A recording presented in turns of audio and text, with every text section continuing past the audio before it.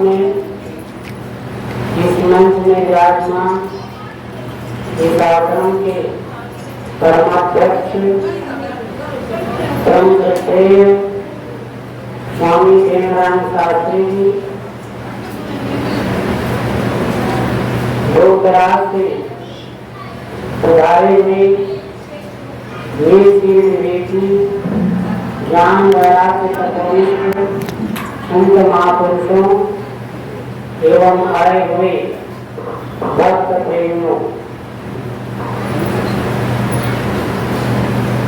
आज का दिन बहुत ही महत्वपूर्ण है। आज के दिन भी वेद व्यास जी का जन्म दिवस है। उन्हीं के उपलक्ष्य में यह गुरु पूर्णिमा रखा गया है और सभी आश्रमों में प्राया करके गुरु पूर्णिमा मनाया जाता है। जो शिष्य गुरु के वचनानुसार अपने जीवन को निर्वाह करते हैं और गुरु की कृपा पात्र है, वही शिष्य वही भक्त गुरु आश्रम में जाकर के गुरु की पूजा करता है। गुरु वास्तव में एक निर्देशक है, वो आपको केवल रास्ता बताता है। जो व्यक्ति उनके कथनानुसार उनके उपदेशानुसार जो चलता है उनका जीवन धन्य हो जाता है। तो आज बड़ा ही महत्वपूर्ण है और आप सभी इस कवि कुटी में पधारे हुए हैं। आप लोगों को कोटि कोटि का धन्यवाद, सदगुरु की तरफ से आशीर्वाद। तो आज इस गुरु पूर्णिमा के अवसर पर आप सभी पधारे हैं। वास्तव में जो गुरु के उपदेश के अनुसार अपने जीवन को पाल लेता है, अपने जीवन को उसी में समर्पित कर देता है, तो उनका जीवन धन्य हो जाता है।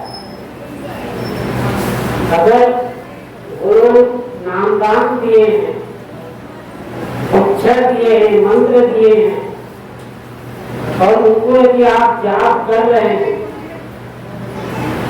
केवल जाप कर ही रहे हैं, लेकिन अपने आचरण को, अपने जीवनचर्या को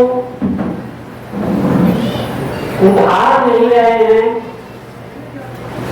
तो केवल मंत्र जाप से आपका कल्याण होने वाला नहीं। आपको अपने जीवन को ही सुधारना है। मंत्र एक आपको सूचना देता है, उस मंत्र के अनुसार अपने जीवन को बनाना। आप एक छोटी सी उदाहरण देकर समझाना चाहूंगा। एक महात्मा जी के पास तोता पाला हुआ था, पिंजरे में बंद था। वह तोता बहुत बुद्धिमान था तोता उस महात्मा ने हमेशा रटाया पढ़ाया कि राम राम कहो तोता। वह राम राम तो कहता था, लेकिन राम का नाम के बारे में जानता तो कुछ नहीं था, केवल वह सुना था। तो उसी दौरान जब कुछ दिन बीत जाता है तो एक महात्मा जी और पहुंच जाते हैं। तो महात्मा जी कहते हैं कि तोता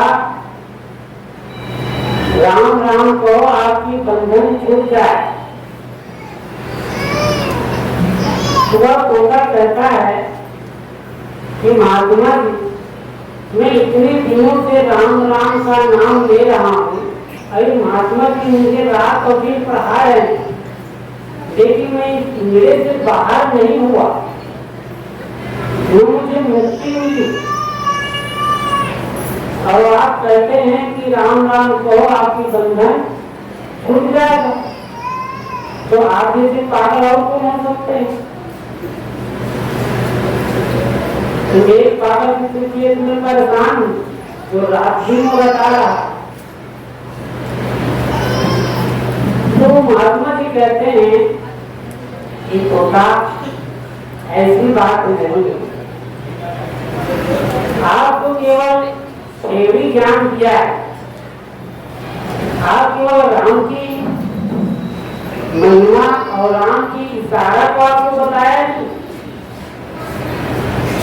केवल आपको थ्योरी ज्ञान दिया है और थ्योरी ज्ञान के द्वारा आप उसको रट रहे हो, तो इससे आपका बेड़ा पार होने वाला नहीं है। जब तक आपको प्रैक्टिकल ज्ञान नहीं देगा, कोई छुट्टी नहीं मिलेगा, तो आपकी मुक्ति नहीं होने वाली। शंकराचार्य जी भी कहते हैं, वदन्तु शास्त्राणि लिखन्तु देवान् कुर्वन्तु कर्माणि भजन्तु देवताः आत्मज्ञ बोधेन विना न विमुक्ति न सिद्ध्यति ब्रह्म शास्त्रे शतान्तरेति। कहते हैं शंकराचार्य जी, वदन्तु शास्त्राणि, आप केवल शास्त्रों की व्याख्या करने से आपकी मुक्ति नहीं होने वाली। यजन्तु देवान्, और देवताओं की पूजा करने यज्ञ करने से आपकी मुक्ति नहीं होने वाली। और कहते हैं कुर्वन्तु कर्माणि, आप अच्छे से अच्छे कर्म करो, अच्छे कार्य करो, लेकिन अच्छे कर्म का फल तो आपको मिलेगी, लेकिन मुक्ति नहीं मिल सकती। इसलिए कर्म करने से भी मुक्ति नहीं है। भजन तो देवता, देवता की आराधना करने से, पूजा करने से कोई मुक्ति नहीं मिलने वाली। तो आत्मज्ञ बोधेन, जब तक आपकी आत्मा का बोध ना हो, आत्मा का ज्ञान ना हो, तब तक आपकी मुक्ति नहीं हो सकती। चाहे ब्रह्म शतान्तरेति, चाहे ब्रह्मा के 100 कल्प बीत जाए, लेकिन आपकी मुक्ति नहीं होने वाली।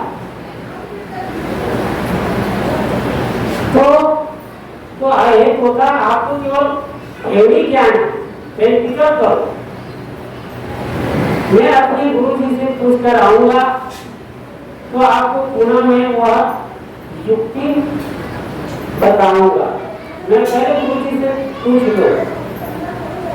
वह महात्मा जी अपने गुरु जी के पास गए और उसने बताया कि महाराज कि एक तोता है, वह पिंजरे में बंद है और उस पिंजरे से मुक्ति चाहता है, तो उसका उपाय क्या है? उसका मुक्ति कैसी होगी? तो गुरु जी ने उसकी बात को सुन करके वह सुना और आंख को ऊपर नीचे करके लुढ़क गया, लेकिन कहा कुछ नहीं। फिर वह महात्मा पुनः उस पोते के पास, उस आश्रम में गए, उस महात्मा जी के पास और कहा, राम राम कहो, आपका बंधन छूट जाए। तो वह पोता ने कहा, महाराज जी कुछ आप गुरु जी से पूछ के आए? तो पोता ने कहा, महाराज जी ने कहा कि पोता, मैंने आपके बारे में तो बताया, लेकिन महाराज जी ने कुछ कहा नहीं। वह आपके संदेश को जैसे मैंने पहुंचाया और कहा, तो वह सुन करके आपको ऊपर नीचे करके वो लुढ़क गए। पोता ने कहा कि महाराज जी मैं समझ गया, आप समझे या ना समझे, लेकिन मैं समझ गया, अब मेरी मुक्ति जरूर हो जाए। वह पोता उसके जाने के बाद जैसे ही वो महात्मा जी भोजन बना करके आ रहे थे, पोता ने देखा कि महाराज जी आ रहे हैं। वह उसके आते ही वह पोता ने पैर को ऊपर करके वो लुढ़क गया। महाराज जी ने देखा क्या इसका पैर ऊपर है, लगता है या मर गया। ऐसा समझ करके वह कुएं से निकाला और उसको बाहर छोड़ दिया और पोता उड़ के उड़ गया, उसकी मुक्ति मिल गई। यह है युक्ति। तो गुरु हमेशा हमको युक्ति बतलाता है। तो सदगुरु कबीर साहब ने बड़ा ही सुंदर हमें युक्ति दिया है, जो तू चाहे मुझको छाड़ सकल की आस और मुझी ऐसा हो रहो सब कुछ तेरे पास। तो साहब युक्ति देते हैं कि अगर यदि आपको इस संसार के भवसागर से पार होना है, कि इस संसार की जितनी भी आशाएं हैं कि आप संसार की आशा रखते हैं, उसको सबको छोड़ दो, त्याग दो, तब आप मेरे जैसे हो जाओगे। जैसे आत्मा का स्वरूप सुख है, शांति है, वैसे ही आप भी उस आत्मा में स्थित हो जाओगे। जब सारी आत्माएं को छोड़ोगे तब साहब का एक इशारा है, मुझे प्राप्त करना चाहते हो तो आपके संसार के सारे कामनाओं को त्यागना होगा। ये शर्त है। अब इस शर्त को जब तक आप पालन नहीं करेंगे, जब तक आप अपने जीवन में नहीं उतारेंगे, तो हमारा कल्याण होने वाला नहीं है। तो इस शर्त को हम अपने जीवन में उतारना है।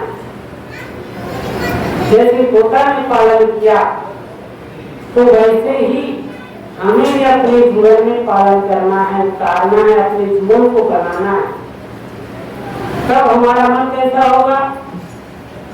जब हम सारी कल्पनाओं को छोड़ देंगे, त्याग देंगे, तो हमारा मन कैसा होगा? निर्मल हो जाएगा, शुद्ध हो जाएगा, पवित्र हो जाएगा। तब आपके हृदय में वह अनुभूति होने लगेगी। तो ये हमारा जीवन है। तो ऐसे ही हमें बनाना है, तब हमारा जीवन शुद्ध हो सकता है। तो ये सदगुरु का उपदेश है। तो जब तक हम अपने उसकी इशारा को नहीं समझेंगे, लोग तो कहते हैं कि शायद हम मंदिर में जाते हैं, गुरुद्वारा जाते हैं, फिर स्नान करते हैं, दान पुण्य करते हैं, लेकिन हमारी समस्याएं तो वही के वही हैं। तो बात भी वही है, क्योंकि हम पालन ही नहीं करते। हम तो तीर्थ में रहते हैं, लोग आते हैं स्नान करते हैं, स्नान किए, दान पुण्य कर दिया और 10 मिनट के बाद पीना पीना शुरू कर देते हैं, झगड़ा शुरू कर देते हैं। घर में जाने के बाद लड़ाई झगड़ा शुरू। आज आप यहाँ आए, श्रद्धा के साथ आए, कितना परिश्रम करके आए हैं और संतों को आप दक्षिणा देकर भी जाएंगे और घर में अगर आपकी आदत नहीं सुधरी, वही के वही है, तो फिर कोई फायदा नहीं हुआ। फायदा तो तब है जब आप अपने मन को पवित्र रखें, शुद्ध रखें कि हम वहां गए, दुर्गुणों को हमने त्याग दिया और सद्गुण को धारण किया। जब तक हम सद्गुण को धारण नहीं करेंगे तो हमें शांति नहीं मिलेगी। जिसके मन अशांत हो, दिल अशांत हो, तो अशांत से खुदा सुखम, उसको सुख कैसे प्राप्त होगा। इसलिए हमें ये सब बातों को विचारना है, सोचना है, समझना है और अपने जीवन को धन्य बनाना है। तभी हमारा जीवन उस छोटे से की तरह हमें मुक्ति मिल जाएगी। हम सारे विघ्नों से हम छुटकारा मिल जाएगा।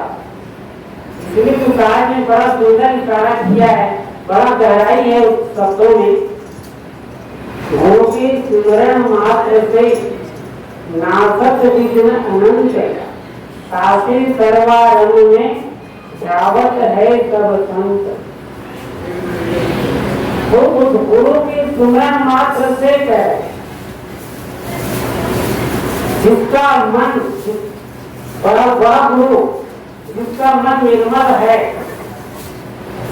जिसका हृदय पवित्र है, शुद्ध है, ऐसे गुरु का हम चिंतन करते हैं, मनन करते हैं और उन्हीं के समान हम अपने जीवन को बना लेते हैं, तो हमारा जो जितने भी बाधाएं हैं वह सब कट जाए, वह सब छूट जाएगा। हम अपने आप में स्थित हो जाएंगे। ये सब संतों का, सद्गुरु का इशारा है। हम अपने जीवन को सुंदर बनाएं, अच्छा बनाएं, इन भावनाओं के साथ अपने मानव को विराम। बोले सद्गुरु कबीर साहिब की जय, गुरु मंगल समाज की जय, भक्त समाज की जय। पानी में रख दे, हम उठा ऊपर दे, ये बिठा दो हमारे पास महाराज क्या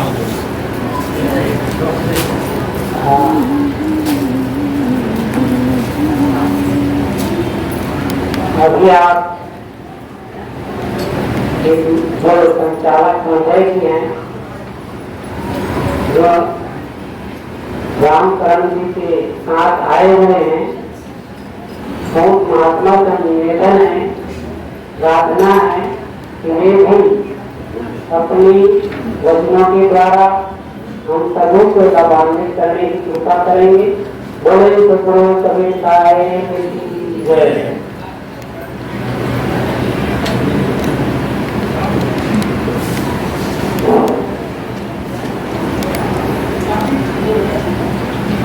बोले श्री सतगुरु साहिब की जय।